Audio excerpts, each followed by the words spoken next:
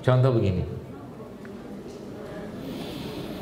apa kebahagiaan tertinggi ketika kita sudah bukan tertinggi ya, sebuah mungkin kebahagiaan, puncak kenikmatan tertinggi kita ketika kita sudah berada di surga, kan gitu kan. Padahal kan bukan itu, yang itu sudah tahu. Yang justru malah jauh lebih membahagiakan kita ketika di surga itu apa? Menatap wajah yang punya surga. Nah itu. Anda mau pulang kampung kayak apapun, ketika masih ada mak bapak kita di rumah, bahagia itu meskipun rumah itu sudah mau rubuh segala macam, nengok muka mereka segala macam, selesai semua dunia tuh. Tapi ketika mereka nggak ada, kosong gitu loh. Begitulah nanti seakan-akan ilustrasinya kalau kita urusan sama di surga. Tapi tetap tujuannya itu misalkan kita pengen surga, pengen, bahkan Nabi mengatakan mintalah surga, sekalian surga Firdaus kata Nabi. Kayak apa bahagianya di surga? Nggak bisa kita bayangin. Nggak bisa kita bayangin. Makanya untuk urusan akhirat, untuk urusan Allah, bersegeralah, berlarilah kita.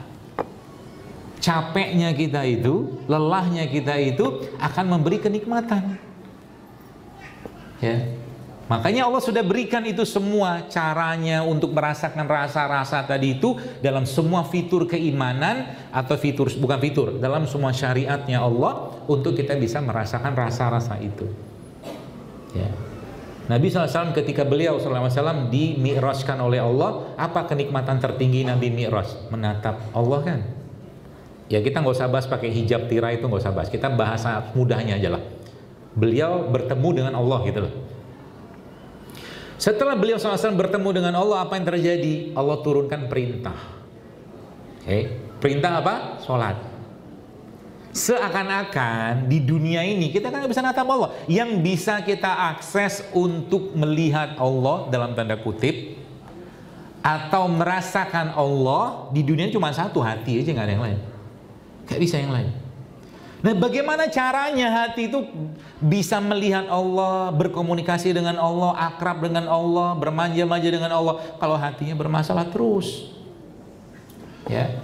Maka Allah Subhanahu wa taala seperti memberikan kenikmatan itu kepada kita umatnya yang masih di dunia ini melalui baginda Nabi SAW dengan cara apa?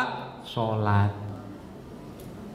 Pernah dengar hadis Nabi katakan as-sholatu mi'rajul mu'min.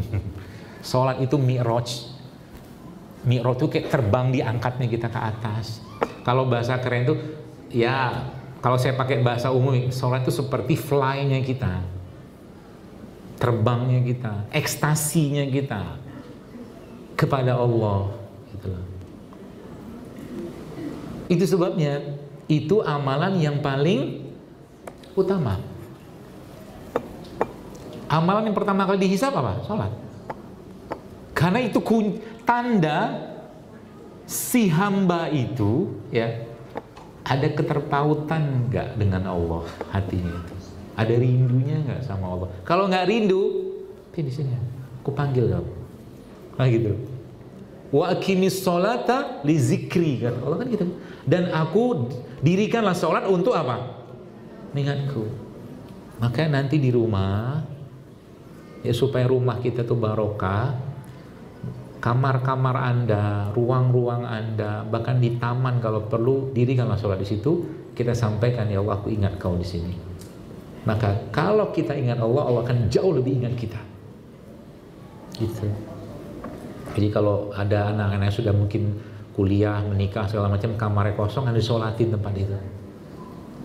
Atau tamannya itu segelar sejadah. Apalagi sholatnya di alam kayak begitu, masya Allah indah sekali Pak Bu. Enak banget. Kalau punya taman. Kalau nggak ada taman, taman depan.